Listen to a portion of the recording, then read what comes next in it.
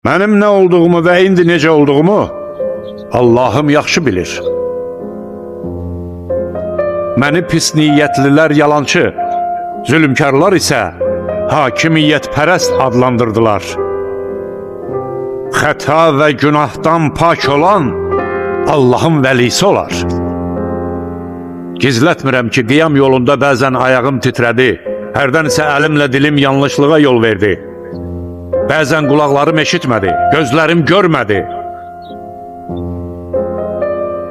Allahdan məni bağışlamasını istəyirəm. Allah ərhəmər rahimindir.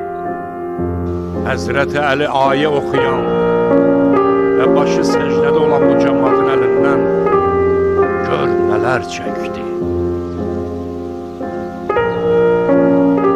Ey iman gətirən kəslər, iman gətirin.